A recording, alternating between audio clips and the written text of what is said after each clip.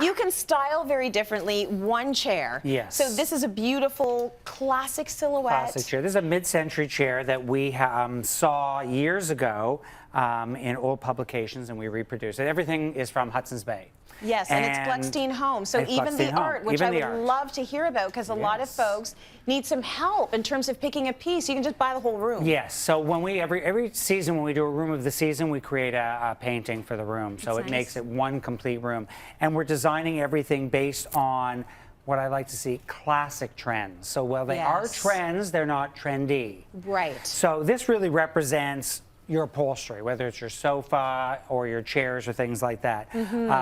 A big trend today, and this is sort of a neutral, how to bring gray into neutrals. You see the painting has the neutrals and the browns, and then the cowhide carpet is all in the grays and the browns and the neutrals. And that's, we're seeing a lot of gray and brown, as opposed to gray and white and very cold.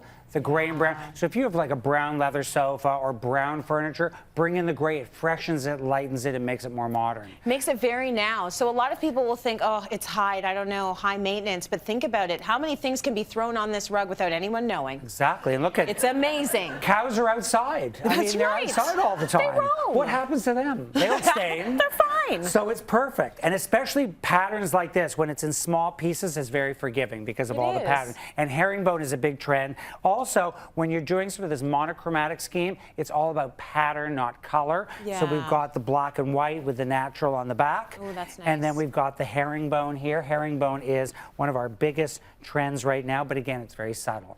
So you see that again with it's again, remember we were talking about that sort of the African handmade thing. Right, that's the texture of it all. The horn and faux horn. And then the bone and faux bone picture frames, again with the herringbone, big trend. The dark wood, and this isn't black, but we call it sort of like an ebonized walnut, so you get that brown. And then the more subtle metals. In this scheme, the metal looks more distressed.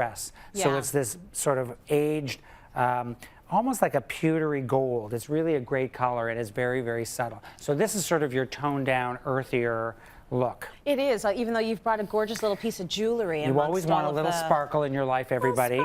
So we did this crackled lamp, and it looks really beautiful when the light's on. So you do want to mix a little bit of glass, mirror, sparkle, so that it doesn't look flat. I know you don't like to work out, but you got to bring the chair over to the next set. This is about I'm sorry. He doesn't like doing this stuff. This is about as much working out as I do. Come on over. So, same chair.